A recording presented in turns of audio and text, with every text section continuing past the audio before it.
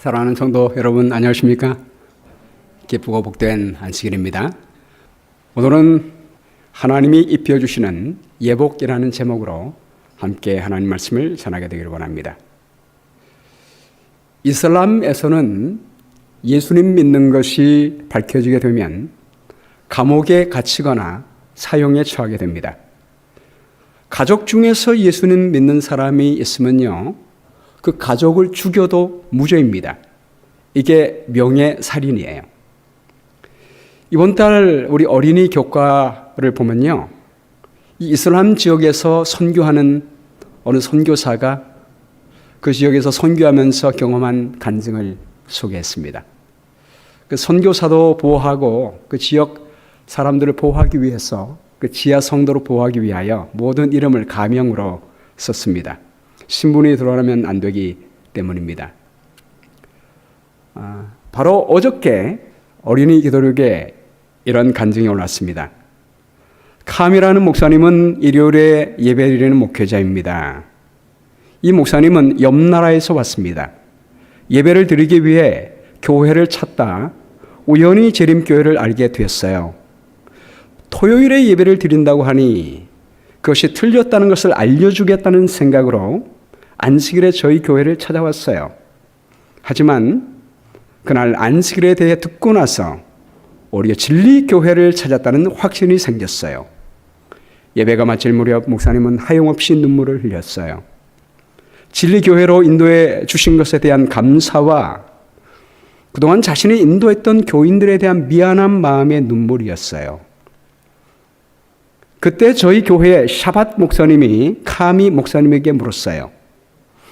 처음 교회 오실 때 함께 들어오셨던 분은 어디 가셨나요? 카미 목사님은 혼자 왔다고 말했어요. 하지만 다시 샤밧 목사님이 말했어요. 분명 흰옷 입은 사람이 함께 들어와 옆에 앉는 것을 제가 봤어요.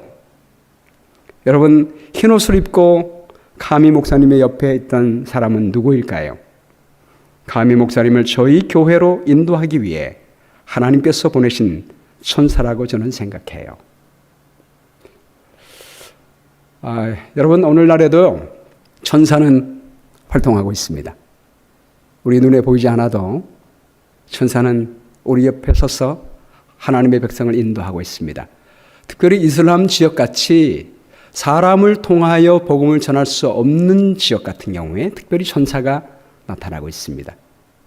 저는 이 말씀을 보면서 제 아주 주목되는 단어는 흰옷이었습니다. 아직도 천사는 흰옷을 입고 있는구나. 지난 시간에 저희는 흰옷 입는 것이 어떤 의미인지에 대해서 살펴보았습니다. 오늘은 이 흰옷을 어떻게 입는지에 대해서 살펴보겠습니다. 마태복음 22장은요, 이 흰옷을 어떻게 입는지를 말씀해 주는 아주 중요한 장입니다. 21장 1절 말씀에요. 예수께서 다시 비유로 대답하여 이르시되 천국은 마치 자기 아들을 위하여 혼인잔치를 베푼 어떤 임금과 같으니 그 종들을 보내어 그 청한 사람들을 혼인잔치에 오라 하였더니 오기를 싫어하거늘 다시 다른 종들을 보내며 이르되 청한 사람들에게 이르기를 내가 오찬을 준비하되 나의 소와 살찐 짐승을 잡고 모든 것을 갖추었으니 혼인잔치에 오소서 하라 하였더니 그들이 돌아보지도 않고 한 사람은 자기 밭으로 한 사람은 자기 사업하러 가고 그 남은 자들은 종들을 잡아 모욕하고 죽이니 임금이 노하여 군대를 보내어 그 살인한 자들을 진멸하고 그 동네를 불사르고 이에 종들에게 이르되 혼인잔치는 준비되었으나 청한 사람들은 합당하지 아니하니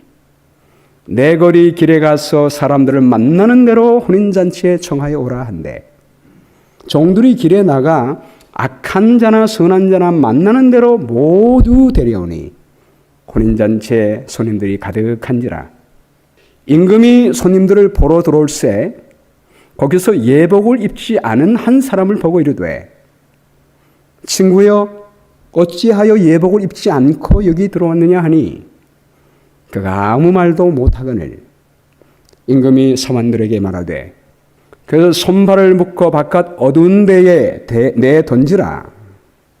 거기서 슬피 울며 이를 갈게 되리라 하니라. 청함을 받은 자는 많되 택함을 입은 자는 적으니라. 우리 마태복음 22장을 통해서 우리가 어떻게 하나님이 주신 예복을 입을 수 있는지 세 가지 중요한 포인트를 말씀하고 있습니다. 첫 번째는 예복을 입어야 하늘에 들어갈 수 있다는 사실을 보여주고 있습니다. 임금이 처음에 초청한 사람들은요, 그야말로 선택한 사람들입니다. 보통 우리가 결혼식에 초청할 때 어떻게 합니까? 한국 같은 경우는 그냥 청첩장도 돌리고 또 교회 주보지에 광고하면 누구나 오게 하지만 미국 같은 경우에 특별히 올 사람을 선택해서 초청장을 보내지 않습니까? 임금도 마찬가지였습니다. 왕의 혼인잔치이기 때문에 선택한 사람들에게 초청했습니다. 근데 그 사람들이 여러 가지 이유 때문에 오지 않는 것입니다. 그래서 이 왕은 초청하는 대상을 바꿉니다. 내거리 길에 가서 사람들을 만나는 대로 혼인잔치에 청하여 오라 합니다. 그랬더니 종들이 악한 자나 선한 자나 만나는 대로 데리고 오는 것입니다. 이 혼인잔치에는 선한 사람도 있었지만 누구도 있었어요? 악한 사람도 있었습니다. 이 악한 사람들이 왜 하늘잔치에 왔을까요? 왜 악한 사람들이 교회에 왔을까요? 교회가 자기의 유익을 채워주기 때문에, 이익 때문에 이기심을 만족하기 위하여 교회에 오게 된 것입니다. 여러분, 하나님께서 하늘나라에 초청할 때에 어떤 자격도 묻지 않았습니다. 누구나 원하면 초청받은 사람들은 다 하나님의 잔치에 참여할 수 있도록 해주셨습니다. 그러나 준비해야 할 한 가지 조건이 있습니다. 그것은 예복이었습니다. 여러분, 이 잔치가 무슨 잔치예요? 왕의 혼인잔치입니다. 그러므로 그 혼인잔치는 격이 있는 것입니다. 그래서 예복 입은 사람만이 왕의 잔치에 들어오게 했습니다. 한국도 그렇지만 특별히 미국에서 일반인의 결혼식 웨딩 파티에도 가게 되면 최고의 정장을 하고 가게 됩니다.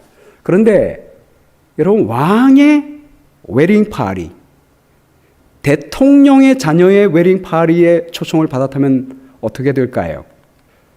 2018년 5월 19일에 영국의 해리 왕자와 할리우드 여배우 메건 마클의 결혼식이 런던 인근의 윈저 성에서 있었습니다.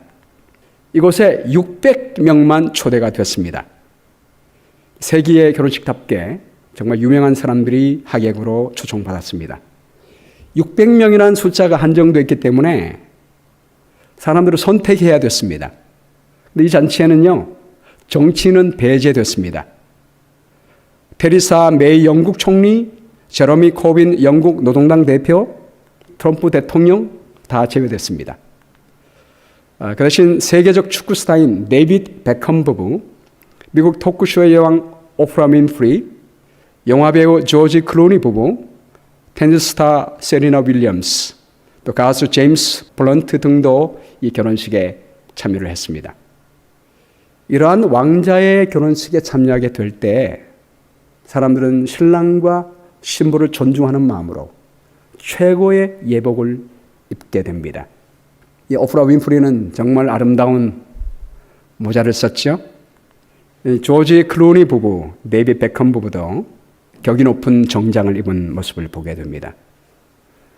여러분, 이 땅에 한 섬나라의 왕자의 결혼식에 참여해도 이렇게 예의를 갖추는데, 하늘나라의 왕의 혼인잔치에 참여를 받을 때 합당한 예복을 입는 것이 당연하지 않겠습니까? 그래서 임금이 결혼식을 시작하기 전에 손님들을 보러 왔을 때 예복을 검사하게 되는 것입니다. 그러다가 예복을 입지 않은 한 사람을 발견하게 됩니다. 그리고 말하기를, 친구여, 어찌하여 예복을 입지 않고 여기 들어왔느냐라고 말합니다. 임금이 사환들에게 말하되 그 손발을 묶고 바깥 어두운 데 내던지라 라고 말합니다. 이 임금이 예복을 검사한 이유가 무엇입니까? 왕이 준비한 이 잔치가 얼마나 존귀한 잔치인지, 왕에게 감사하는 마음, 그리고 예복을 입고 참여한 다른 사람들을 배려하는 마음, 이런 마음을 보는 것입니다. 그저 옷만 보는 게 아니에요. 그런데 그 예복을 입지 않았다는 것은 왕을 무시하고 감사하지 않고 다른 사람을 배려하지 않는 태도를 가진 사람, 이런 사람이 잔치에 참여한다면 그 잔치의 격이 높은 분위기가 망가지게 될 것입니다. 특별히 이 비유는 예수님이 서두에 천국을 비유하며 말씀한 비유입니다. 천국은 마치 자기 아들을 위하여 혼인잔치를 베푼 임금과 같으니 라고 말을 했습니다. 여러분, 이 잔치는요, 그저 잠깐 와서 밥만 먹고 가는 잔치가 아니에요. 천국에서 입는 이 예복은 우리가 천국에서 영원히 살면서 우리가 소유해야 할 품성을 예표하고 있는 것입니다. 계시록 19장 7절에 보면 우리가 즐거워하고 크게 기뻐하며 그에게 영광을 돌리세. 어린 양의 혼인 기약이 이르렀고 그의 아내가 자신을 준비하였으므로 그에게 빛나고 깨끗한 세마포 옷을 입도록 허락하셨은즉 이 세마포 옷은 성도들의 옳은 행실이라 라고 말하고 있습니다. 여기 분명히 우리가 천국 잔치에 가게 될 때 입어야 할 옷이 뭐라고요? 성도들의 옳은 행실이라고 말하고 있습니다. 여러분, 하늘나라에 가서 사는 사람이 악한 사람이 살면 어떻게 되겠습니까? 하늘이 좋은 이유는 환경이 중요한 것이 아니라 거기에 좋은 사람들이 있기 때문입니다. 아무리 환경이 좋고 생명강이 있고 생명나무 열매가 있어도 아담과 하와처럼 범죄하게 된다면 금방 하늘은 어지러워지게 될 것입니다. 이웃에게 악을 행하는 사람들, 이웃을 해롭게 하는 사람들이 거기 있다고 한다면 금방 하늘은 망가지게 될 거예요. 그런 이유 때문에 우리가 하늘나라 가기 전에 좋은 성품을 갖고 있는지를 확인하는 것은 마땅한 것입니다. 마지막 말씀에 청함을 받은 자는 많되 택함을 입은 자는 적으니라 라고 말씀하고 있습니다. 초청받는 것과 선택받는 것과는 차이가 있음을 보게 됩니다. 여러분, 천국은 이웃에게 악을 행하지 않는 사람, 이웃에게 선을 행하는 사람, 이런 사람만 우리 하나님께서 데리고 간다는 사실을 분명히 인식해야 합니다. 두 번째는 이 예복은 하나님이 주신다는 것입니다. 임금이 예복을 입지 않은 사람에게 물었습니다. 친구여, 어찌하여 예복을 입지 않고 여기 들어왔느냐? 라고 물었더니 아무 말도 대답을 못합니다. 네, 제가 너무 가난해서 돈이 없어서 예복을 사입지 못했습니다. 제가 길에 가다가 붙들려왔기 때문에 예복을 살 시간이 없었습니다. 이렇게 말할 수도 있었을 것입니다. 그런데 아무 말도 못하는 이유가 무엇일까요? 이 예복은 임금이 주었기 때문입니다. 임금이 예복까지 다 준비해 놓고 오는 사람들에게 거저 주었습니다. 마찬가지로 하늘에 가면서 우리가 입어야 할 예복, 품성의 옷도 누가 주십니까? 하나님이 우리에게 거저 주신다는 사실입니다. 본래 이 옷은 우리 인류의 시조 아담과 하와가 입었던 옷입니다. 하나님이 아담과 하와를 창조했을 때 아담과 하와에게 이 빛의 옷을 입혀 주셨습니다. 그들은 하나님의 뜻에 완전히 일치하는 생애를 살았습니다. 이 빛의 두루마기는 하늘의 순결한 영적 옷을 상징하는 것입니다. 그런데 죄가 들어오게 되고 하나님과 연결이 끊어지게 되면서 그들을 둘렀던 이 빛의 옷이 사라지게 됐습니다. 그들이 벌거벗게 되자 무화과 나무 잎을 엮어 치마를 했습니다. 아담 이후로부터 많은 사람들이 없어진 이 옷을 대신하기 위하여 인간의 노력으로 죄를 가리려고 하는 의도를 많이 했습니다. 그러나 여러분, 어떠한 인간의 노력도 하나님의 옷을 대신할 수가 없습니다. 이사야 64장 6절 말씀에 무릇 우리는 다 부정한 자 같았어. 우리의 의는 다 더러운 옷과 같다라고 말씀하고 있습니다. 어떤 사람의 능력으로도 잃어버린 이 순결한 하늘의 예복을 대신할 수가 없습니다. 그래서 우리 하나님이 가죽옷을 지어 입혀주십니다. 창세기 3장 21절 말씀에 여호와 하나님이 아담과 그 아내를 위하여 가죽옷을 지어 입혀주셨다라고 말씀하고 있습니다. 여기에 강조하는 것은 하나님이 그 가죽옷을 지어 입혀주셨습니다. 여러분, 이 가죽옷은 무엇을 의미합니까? 우리 대신 십자가에 죽으셔서 우리 모든 죄값을 갚아주시며 세상 죄를 지고 가신 하나님의 어린 양을 의미하는 것입니다. 우리 예수님이 우리 대신 십자가에 죽으심으로 그분의 의의 옷을 우리를 위하여 주시는 것을 의미하고 있습니다. 갈라디아 3장 27절 말씀에 누구든지 그리스도와 합하기 위하여 침례를 받은 자는 그리스도로 옷 입었느니라 라고 말씀하고 있습니다. 침례 받는 자에게 입혀주시는 의의 구체적인 의미가 무엇입니까? 로마서 6장 3절에 보면 무릇 그리스도 예수와 합하여 침례를 받은 우리는 그의 죽으심과 합하여 침례를 받은 줄을 알지 못하느냐. 그러므로 우리가 그의 죽으심과 합하여 침례를 받음으로 그와 함께 장사되었나니 이는 아버지의 영광으로 말미암아 그리스도를 죽은 자 가운데서 살리심과 같이 우리로 또한 새 생명 가운데서 행하게 하려 함이라. 우리가 침례를 받는다는 의미는 예수님과 함께 죽는 것을 의미합니다. 그리고 예수님과 함께 사는 것입니다. 예수님과 함께 죽고 예수님과 함께 산다는 구체적인 의미를 그 뒤에 설명하고 있습니다. 19절 말씀에요. 너희 육신이 연약함으로 내가 사람의 예대로 말하노니 전에 너희가 너희 지체를 부정과 불법에 내주어 불법에 이른 것 같이 이제는 너희 지체를 의에게 종으로 내주어 거룩함에 이르라.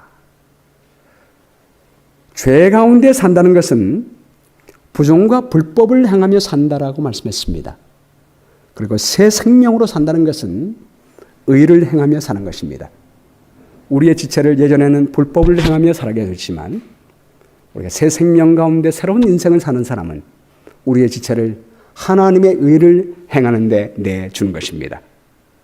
이 말씀을 요한일서 3장 4절 말씀에 잘 설명하고 있습니다. 죄는 불법이라고 말씀하고 있습니다. 이전에는 불법을 행하며 살았습니다. 그러나 요한복음 15장 10절 말씀에 내가 아버지의 계명을 지켜 그의 사랑 안에 거하는 것 같이 너희도 내 계명을 지키면 내 사랑 안에 거하리라.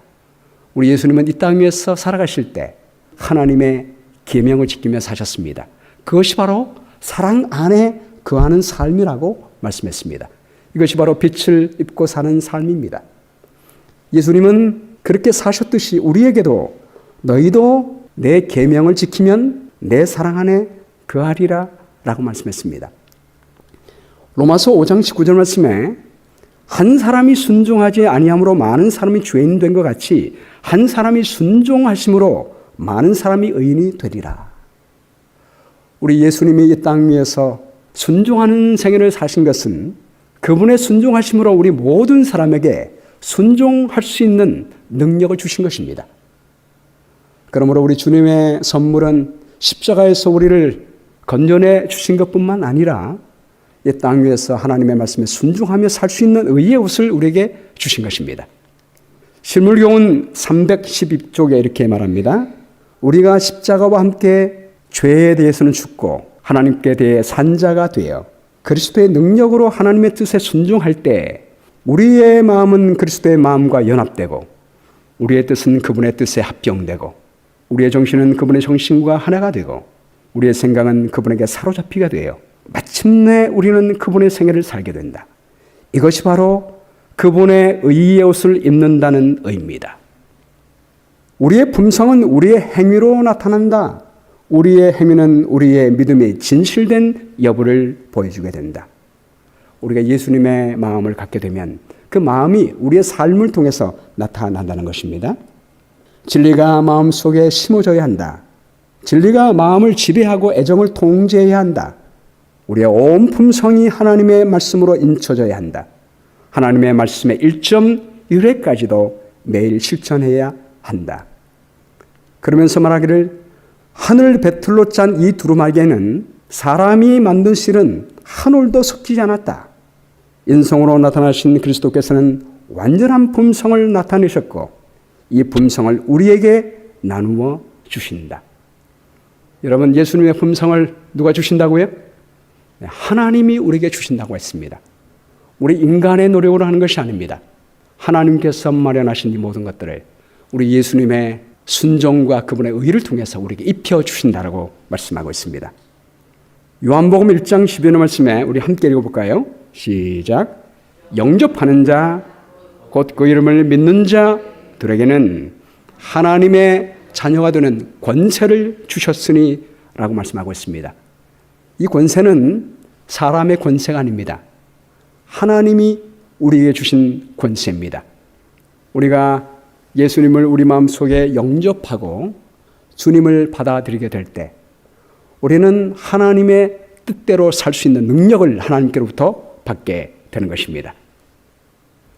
로마서 8장 30절 말씀에 아주 정말 위대한 말씀이 있습니다.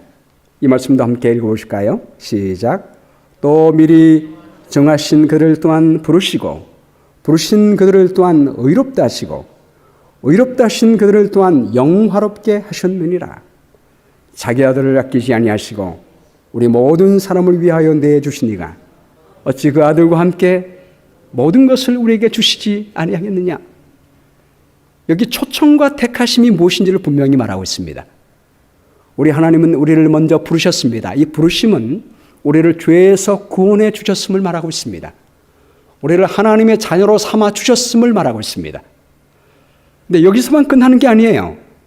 우리를 부르신 하나님은 우리를 의롭다라고 말씀하신다고 했습니다. 우리가 주님이 이 땅 위에서 하나님의 뜻대로 산 것처럼 주님의 의의 삶을 살 수 있도록 해 주신다고 말씀했습니다. 더 놀라운 것은 또한 우리를 영화롭게 해 주신다고 말씀했습니다. 영화로우신 아버지 하나님의 성품처럼 우리의 성품이 영화롭게 될 수 있도록 해 주신다고 말씀했습니다. 여러분, 이 일을 위하여 우리 하나님은 모든 것을 아낌없이 주십니다. 자기 아들을 아끼지 아니하시고 우리 모든 사람을 위하여 내주신 분, 하나님이 세상을 이처럼 사랑하사 독생자를 주셨으니 이는 저를 믿는 자마다 멸망치 않고 영생을 주신 우리 아버지 하나님. 하나님은 온 우주의 모든 것을 다하여 우리의 변화를 위하여 하늘의 모든 것을 아낌없이 다하여 우리에게 주십니다. 초청받은 우리는 의롭게 될 수 있고 영화롭게 될 수 있음을 믿게 되기를 간절히 바랍니다. 세 번째, 이 예복은 하나님이 값없이 주시지만 본인이 입어야 합니다. 친구여 어찌하여 예복을 입지 않고 여기 들어왔느냐. 이 왕은 예복을 나누어 줬지만 강제로 입히지는 않았습니다. 거저 나누어 주지만 입는 것은 본인이 했어야 되었습니다. 여러분, 마찬가지로 우리 하나님께서도 우리에게 의의 옷을 주실 때 거저 주시지만 강제로 입게 하지는 않습니다. 왜 그렇습니까? 두 가지 이유가 있다고 생각되는데요. 첫 번째는 우리의 자유를 존중하기 위함입니다. 더 중요한 이유는 우리의 믿음을 활용하게 하기 위함입니다. 계시록 3장 18절 말씀에 내가 너를 권하노니 흰옷을 사서 입어 벌거벗은 수치를 보이지 않게 하라 라고 말씀했습니다. 흰옷은 거저 주는 것인데 왜 사서 입으라고 했죠? 우리의 믿음을 활용하라는 것입니다. 오스왈드 챔버가 쓴 주님은 나의 최고봉이라고 하는 책에 굉장히 참 좋은 말씀이 있습니다. 성화란 예수 그리스도의 성결한 품성의 속성들이 우리에게 수요되어지는 주어지는 것이다. 우리 예수님의 성결한 품성은 우리가 노력함으로 획득하는 것이 아니라 하나님이 주는 것이다 라고 분명히 말하고 있습니다. 성원한 선물을 주듯 그리스도의 인내, 사랑, 성결, 등성, 순결 그리고 선하심이 각 영혼의 삶에 주어지는 것이다. 성화는 그리스도께서 우리에게 거룩함이 되셨다는 현실을 한순간에 믿음으로 깨닫는 것이다. 성화는 그리스도의 거룩하심이 나의 속성이 되어 나의 삶에서 완벽하게 구현되는 것이다. 마지막에 중요합니다. 성화의 비결이란 다시 말해서 예수님의 완전한 품성의 속성들을 마음대로 가져다 써도 좋다는 허락을 받은 것과 마찬가지다. 우리 하나님은 우리에게 성결함을 주시면서 마음대로 갖다 쓸 수 있도록 허락해 주셨다는 사실입니다. Prayer is the key to heaven, but faith unlocks the door.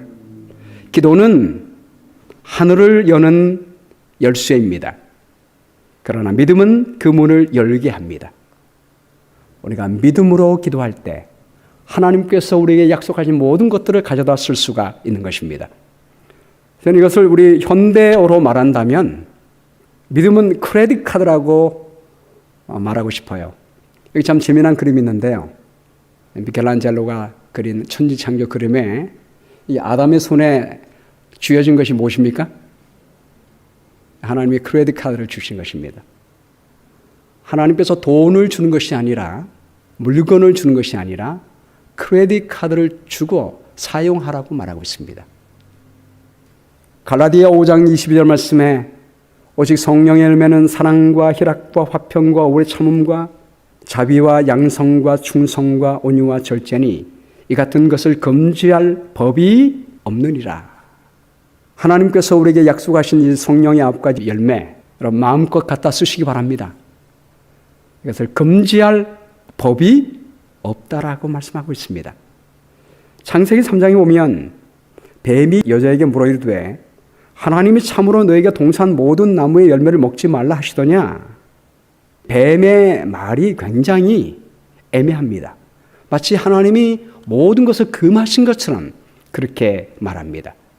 그때 하와가 말하기를 동산 나무의 열매를 우리가 먹을 수 있으나 모든 것 다 먹을 수 있다라고 말합니다.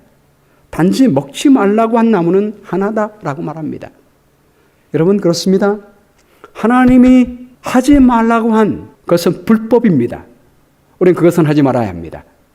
사랑과 희락과 화평과 오래 참음, 자비와 양성과 충성과 온유와 절제, 이것은 금지할 법이 없다라고 말씀했습니다. 언제든지 믿음으로 마음껏 갖다 쓰라라고 말씀하고 있습니다. 여러분 믿음으로 사랑의 열매 마음껏 갖다 쓰시게 되기를 간절히 바랍니다. 믿음으로 희락의 열매 마음껏 갖다 쓰시고 기뻐하십시오. 믿음으로 화평의 열매 가져다가 화평케 하는 자가 되었으면 좋겠습니다.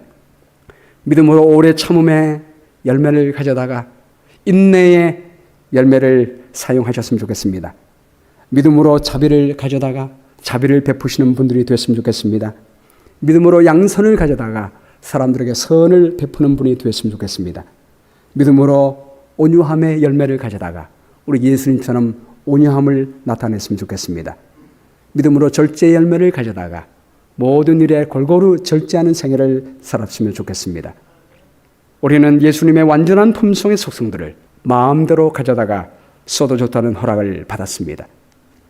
사랑하는 여러분, 하나님께서 이렇게 흰옷을 주시며 모든 것을 공급해 주심에도 불구하고 우리가 주님의 품성의 옷을 구하지 않은 이유가 무엇입니까? 계시록 3장 17절에 보면 우리가 그리스도의 품성의 가치를 모르기 때문이라고 말하고 있습니다. 우리가 벌거벗은 것을 알지 못합니다. 그 이유는 우리 것이 좋다고 생각하고 우리 것을 만족하는 이유는 우리의 품성과 예수님의 품성을 비교하지 않았기 때문입니다. 우리가 그리스도의 아름다운 성품과 우리의 성품을 비교해 본다면 우리의 성품은 얼마나 가련하고 더러운 것을 알게 될 것입니다. 주님의 아름다운 성품을 바라본다면 우리는 이것을 빨리 벗고 주님의 성품을 입기를 원하게 될 것입니다.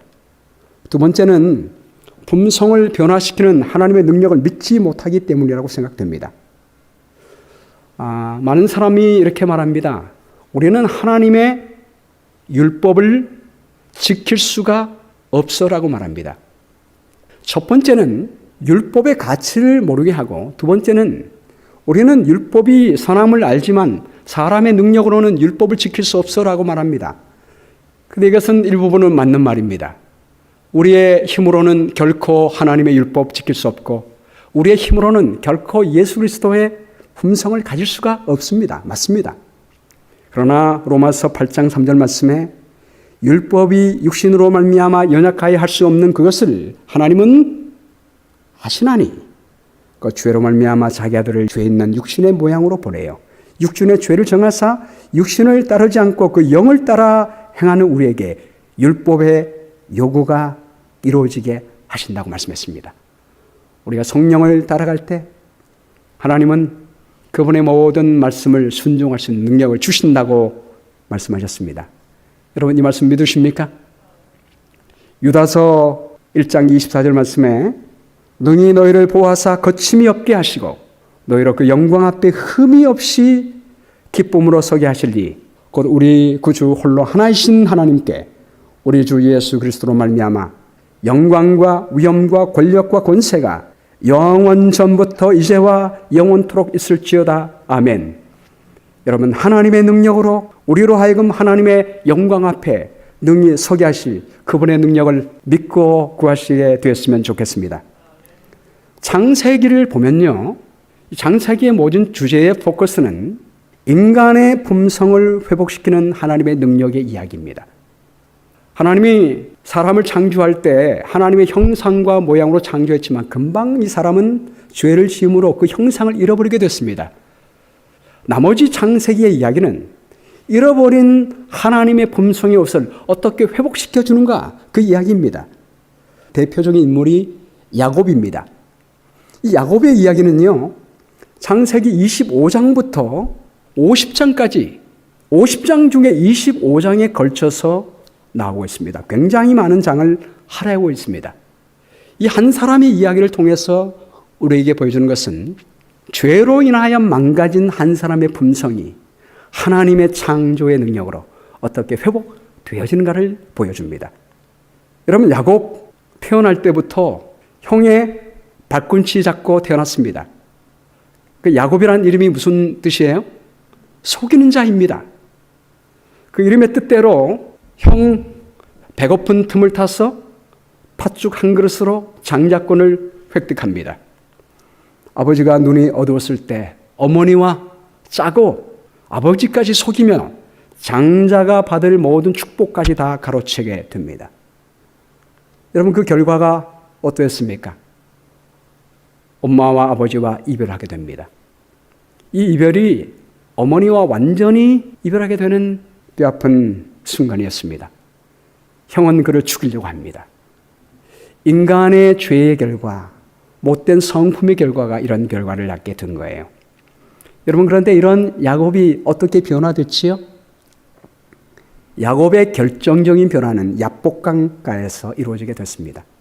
하나님의 축복을 구하는 것입니다. 더 이상 인간의 노력으로 행복을 획득하려고 하는 것이 아니라 하나님이 주시는 축복을 갈급하게 됩니다. 야곱이 이르되 당신이 내게 축복하지 아니하시면 가게 하지 않겠습니다. 그때 이 선생가 묻습니다. 내 이름이 무엇이냐? 야곱입니다. 내 이름을 다시는 야곱이라 부를 것이 아니요 이스라엘이라 부를 것이다. 특별히 이름을 부르는 이유가 무엇입니까? 이름은 품성을 말합니다. 야곱의 이름을 야곱에서 이스라엘, 하나님과 더불어 싸워 이긴 자라고 바꾸어 주게 되는 것입니다. 하나님의 은혜와 그분의 품성을 구하게 됐을 때 하나님이 그에게 순간적으로 그분의 품성을 주셨습니다. 야곱이 에서를 만나게 될 때 에서의 마음이 풀어지게 된 것은 물론 그 밤에 하나님께서 에서의 꿈에 나타나셔서 야곱을 해하지 말라 이렇게 말씀하신 이유도 있지만 야곱의 태도의 변화가 있었습니다. 창세기 33장 3절 말씀에 자기는 그들 앞에서 나아가되 몸을 7번 땅에 굽히며 그 형 에서에게 가까이 나가니 그냥 한 자리에서 7번 절한 게 아니에요. 형에게 걸어 나가면서 7번씩 코를 땅에 대며 완전히 엎드려서 절했다가 일어났다가 절했다가 일어났다가 그렇게 했습니다. 이것은요 신하가 왕에게 복종할 때 하는 절입니다. 특별히 점령 국가 왕에게 패배한 왕이 항복할 때 하는 겸손의 표시입니다. 이런 표시로 야곱이 형에게 나갔던 것입니다. 그 겸손의 태도를 보게 될 때 형의 마음은 완전히 녹아 없어지게 됐습니다. 야곱 한 사람 죽이기 위하여 400명의 군사를 데리고 왔던 그 다혈질적인 성격을 갖고 있었던 이 에서가 아우의 겸손한 모습을 보고 그동안 원통함이 눈 녹듯이 녹아지게 된 것입니다. 그리고 그들은 목을 어금막겨 울면서 완전한 화목이 이루어지게 된 것입니다. 여러분, 창세기 마지막 이야기가 이 이야기입니다. 야곱의 12아들 죄된 성품으로 말미암아 서로 시기하고 편애하고 질투하던 그 성품 때문에 서로 원망하며 팔아버리고 종으로 붙잡혀 가던 그런 결과를 당했지만, 그러나 하나님의 은혜로 말미암아 창세기 마지막은 서로 용서하고 하나가 되고 풍성하게 된 결과로 맞춰지게 됩니다. 여러분, 이 일은 성경에서만 있는 얘기가 아닙니다. 몇 년 전에 한 재림 교인의 삶이 영화가 되어 상영이 됐습니다. 호텔 르완다입니다. 1994년 4월에 아프리카 르완다에서 민족 분쟁이 발생됩니다. 인종 총소의 대학살이 일어납니다. 이때 이 상황이 얼마나 극심했던지 지옥에는 악마가 없다, 모든 악마는 르완다에 모였기 때문이라고 말할 정도로 정말 지옥과 같은 일이 일어났습니다. 르완다 전 인구의 90%를 차지하는 후투족 군사 정권이 약 100일 동안 투치족 100만 명을 살해했습니다. 이러한 학살이 일어난 이유는 제국주의에 희생된 아픈 역사가 있기 때문입니다. 벨기에가 르완다를 식민지화했을 때요, 소수부족인 투치족이 다수부족인 후투족보다 피부색이 좀 덜 검고 코가 좀 더 넓어서 지적으로 보인다는 이유로 투치족이 후투족을 지배하게 했습니다. 1962년도에 이 벨기에로부터 르완다가 독립한 이래로 이 두 부족 사이에는 끊임없는 권력 다툼이 있었습니다. 크고 작은 인명피해가 이어지다가 1994년에 후투족 출신 대통령이 오랜 내전을 종식합시다, 앞으로 우리가 사이좋게 지냅시다 라는 협정을 맺게 됩니다. 그런데 실권을 두려워한 후투족의 군부 세력이 쿠데타를 일으키고 대통령의 비행기를 격추시키고 맙니다. 그리고는 이 대통령을 살해한 그 배후가 투치족이라고 언론을 조작하게 됩니다. 그리고 언론을 통해서 모든 후투족 사람들에게 모든 투치족 사람들을 죽이라는 명령을 내립니다. 군인들만 죽이는 게 아니고요, 일반적인 사람들도 죽이라는 명령을 내리게 되는 것입니다. 이로 인해 온 도시와 마을을 피바다로 만듭니다. 이 끔찍한 현장 속에 피어난 한 생명의 손길이 있습니다. 그것이 르완다의 밀 콜린스 호텔의 지배인이었던 폴 루지에사기나라고 하는 사람입니다. 그는 후투족입니다. 후투족임에도 불구하고 투치족을 살리기 위하여 호텔을 개방하여 인명살상을 막았습니다. 그의 아내는 투치족이었습니다. 아마 그런 이유도 있을 거예요. 그 투치족인 아내와 함께 난민들을 돌보게 됩니다. 후투족이 호텔에 쳐들어오게 됐을 때 지혜를 발휘하여 차단합니다. 그 군사 정권에게 뇌물을 건네기도 합니다. 뇌물이 안 통하면 미국이 당신을 전범으로 재판정에 세울 것이라고 협박을 하기도 합니다. 그는 온갖 기질을 다 발휘하여 위기를 넘기며 많은 사람을 살려냅니다. 자신의 생명과 재산을 담보로 그가 살린 목숨이 무려 1268명입니다. 그는 나치 독일로부터 유대인 1100명을 구한 오스카 쉰들러와 비교하면서 아프리카판 쉰들러 리스트라고 불립니다. 이로 인해 그는 1268명의 투치족을 살린 공로로 2005년도에 미국 부시 대통령으로부터 민간인에게 수여하는 최고의 영예인 자유훈장을 받게 됩니다. 여러분, 이 위대한 실제의 주인공 폴 루제사기나, 이 사람은 우리 제7일 안식일 예수시인 교인입니다. 어떻게 이 사람이 이렇게 할 수가 있었을까요? 그런 재림 교인 가정에서 태어났고 삼육 교육을 받았습니다. 어릴 때부터 청년 시절에 늘 주님을 마음에 모시고 성령으로 말미암아 하나님의 말씀을 실천하는 삶을 살았습니다. 하나님의 말씀은 그의 생각이 되었고 우리 예수님의 계명은 그의 마음이 되었고 그의 품성이 되었고 그의 행동 속에 나타났습니다. 여러분, 하나님의 능력에 의해 사람은 변화될 수가 있습니다. 우리가 평소에 날마다 예수 그리스도를 마음에 모시고 성령의 능력으로 하나님의 사랑의 계명에 순종하면 하나님은 그리스도의 성품을 우리 마음속에 새겨 주십니다. 그리고 그 사랑의 성품이 위기의 때에 행동을 통해 나타나게 되는 것입니다. 여러분, 하늘은 이렇게 하나님을 경외하고 이웃을 배려하는 사람들이 모여 사는 곳입니다. 이것이 바로 천국이 될 것입니다. 이런 이유 때문에 우리 하나님은 이 세상에 있는 우리 모든 사람들, 우리 예수 그리스도의 성품의 의의 옷을 우리에게 부어주고 계십니다. 여러분, 이 아름다운 주님의 성품의 옷을 믿음으로 받지 않으시겠습니까? 이 성품의 옷을 다 받으셔서 우리 모두가 이웃에게 선을 행하는 좋은 성품을 가지고 하늘에 가서 영원히 사랑하며 살아가는 우리 모두가 되기를 주의 이름으로 축원합니다.